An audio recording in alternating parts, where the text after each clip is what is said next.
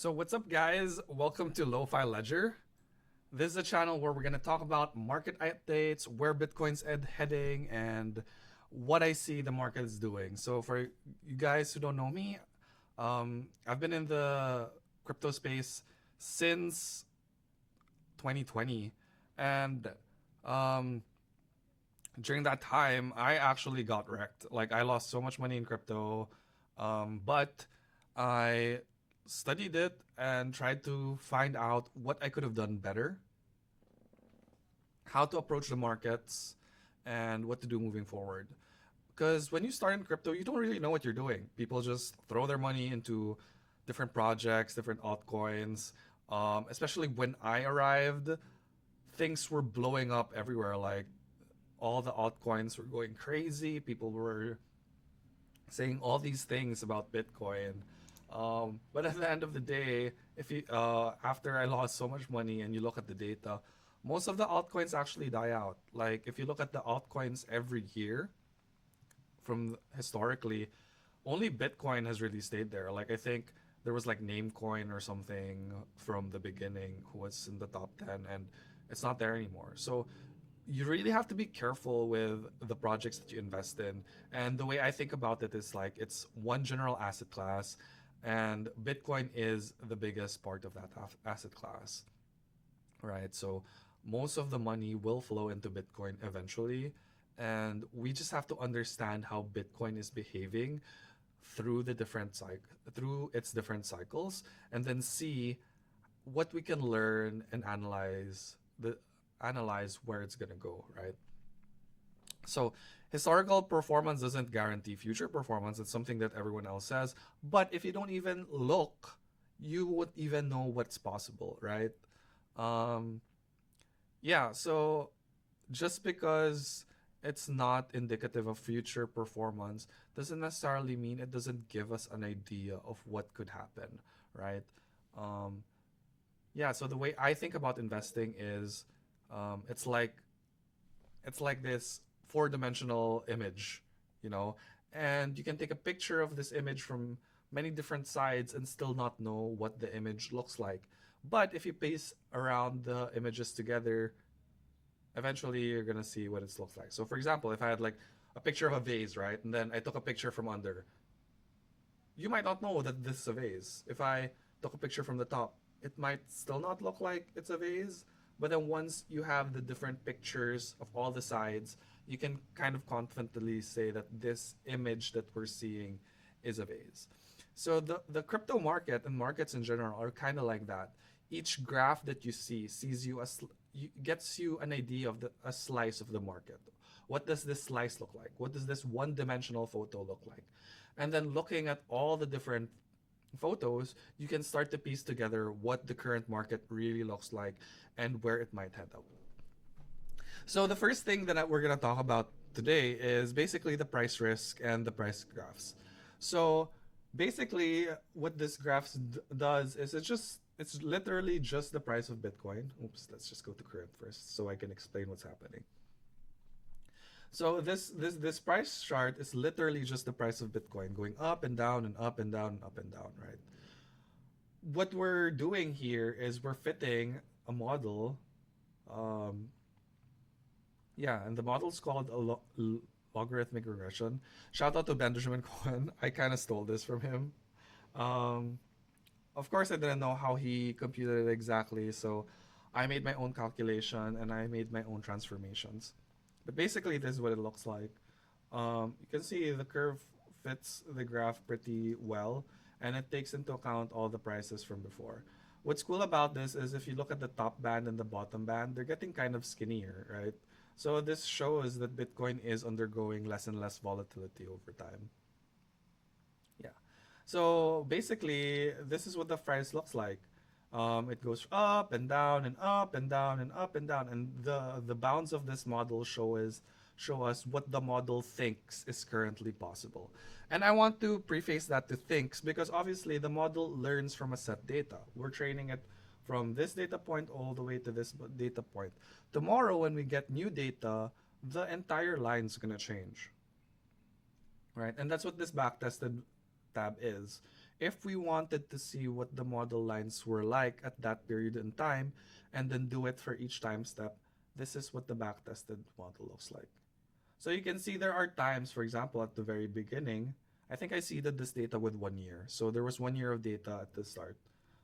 But yeah, so at the start, when I seeded this data, you can see it actually ended up breaking it, you know? So like it ended up, you can see like the price actually went above what was predicted, and you can see the predicted was getting jagged, right? So the model, the next day's data can predict what the max prediction was. But that's okay, you know. What we're trying to do is get a sense to what can we really see these models do, because not all models will be useful. Or yeah, I mean this also to Benjamin Cohen. He says that not all models are perfect, but some are useful, right? All models are wrong, but some are useful.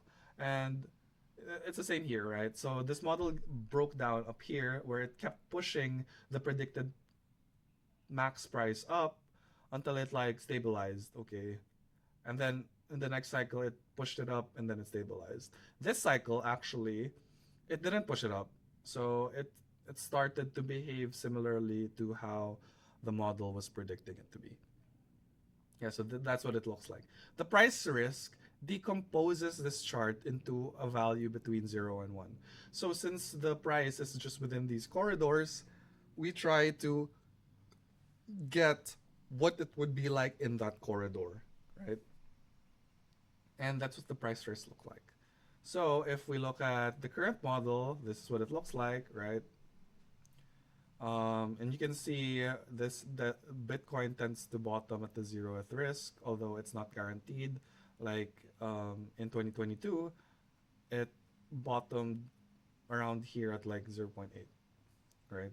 But again, this current uses the current model, so it uses the perfect model. I wouldn't say perfect, but it uses the latest model that uses all the data until the present. And that's maybe not what we want, right? If we only wanted to look at backtested values to see how historical risk has moved if we had viewed it, this is what it looks like. And you can see in the historical risk, this was actually much lower than the others when during the pandemic. And what you can see, it actually never reached zero risk. Also interesting in this graph is it seems like there's a slight downward trend, so it might even go lower than this. Because this was like banging into the 1.0s consistently. This only banged a bit, and this didn't even touch the 1.0 risk level. So it seems like the regression or how Bitcoin moves is deviating even from the daily fits of the regression model. So it's possible that when it does fall, it might go slightly below this 0.2. But I don't know if it will even reach zero. Given that, what does that mean? What does a zero risk or a 0.2 risk even mean, right? Um, so we have this side chart that shows the price of Bitcoin at different risk levels. So it's saying basically right now that the bottom risk, like the 0th risk, it's around 37K. But it's if it just reached zero point 0.2, that's 50K. Yeah. I actually cashed out 60% of my Bitcoin up here. I was a bit greedy. I thought in October I saw it at around zero point 0.8. I even saw it go to almost zero point 0.9. But it didn't even hit zero point 0.9. I think it was just flirting with that risk level. And so I only ended up selling 60%. I could have sold more, but it's hindsight bias, right? What's important is you have a plan for when things happen. You don't want to be emotionally driven by the market. So yeah, so right now it's back down here at around what's the current 0.39 risk, right? The current risk is 0.39, and I can see it going to around zero point 0.2 around here at 50K, and that's probably where I'm gonna remove all my cash position and probably try to all in, because even if it does fall around another 10K, I mean I think I'd be okay with that. Um, yeah, you can't time the market perfectly. All you can really do is, hedge, like, oh yeah, it's gonna go down, what can we do? We just try to invest at an optimal spot for us to make money, right? So when's that gonna happen, right? So right now Bitcoin's at point 0.4, around here at around 68K. When will it end up falling to this band? So I pulled up Trading View in order to figure out how that's gonna work. So what did I do here? So I just, there's a bunch of lines that I just end up drawing. Um, so what we do is we're taking a snapshot of the market. How has the market behaved historically, so we can kind of get the idea of how it will behave in the future. And while it's not a guarantee, it still gives us an idea. So like we're trying to lower our error margin, right? Instead of saying, oh, it can happen anytime, we have like a more definitive answer of when it's gonna happen. Oh, it's gonna happen maybe in a few months or whatever. So what did I draw here? So this again is just the price of Bitcoin. What I did is I just drew lines from this top one is top to top. So you can see this is the top and then that's the top. This was around 1,474 bars. And then the daily, right? And if you can look at top to top again, this was 1,477 bars. And actually, I drew this last bar over here when I didn't even know if it topped yet. And I just put 1,461 because there seemed to be smaller and smaller time frames. So I think I just removed a few days similar to that. And while this wasn't the top, this was actually it actually fell already. The top was over here at a bit shorter price. You can see that it worked pretty well. If you had sold around here, which is still pretty high, I think that's why I didn't end up selling, because I think it would continue to top. But after this crash, um, and the risk level is this when I guess just called it. Um, but yeah, like you can see, even if I drew this line before the stop even happened, and you can see it was pretty close to when the actual top was. So drawing these things gives us an idea, and it can be pretty useful to give us an idea of when to scale in and scale out of the market, right? So when will it bottom? That's the question we're trying to answer, right? I drew something similar here. So we have bottom to bottom here. So like this one to this bottom, this was around 1,428, and then if this bottom to this bottom was actually the same 1,428. So if we draw from bottom to bottom here at around November, you can see that the bottom would be around October this year. So if this plays out, we could see Bitcoin bottom out around October. Of course, it's not perfect, right? If there was a massive crash that brings us all the way to 30K, I would say that would probably be it. But right now, if it just follows the previous plans, it will just end up like you know bottoming out in October, so a few months. So I'm still just stacking cash, waiting for another entry. Because that's gonna be life changing money if you do end up um investing in the bottom. And if it doesn't bottom out in October, or if it does, um, if my thesis is wrong and it does start, you know, if it's back to all time highs like in October, all that money that I saved, I'm gonna have to look for a different asset to put it in. So there are risks, but I think that it's still a pretty, worthwhile risk to just wait for a few months. Yeah, because it's just a few months, and this entire move went over years. So like, if I do miss the boat, if I am wrong, yeah, then I guess I missed that opportunity cost, and I have to find a different asset or opening to put that cash reserve in. So there's always risk, right? But looking at this, if you asked like a 7-year old to just draw, oh, where do you think this is gonna go? They're probably just gonna draw back down. It looks unlikely that it just stays here and then like goes all the way back up.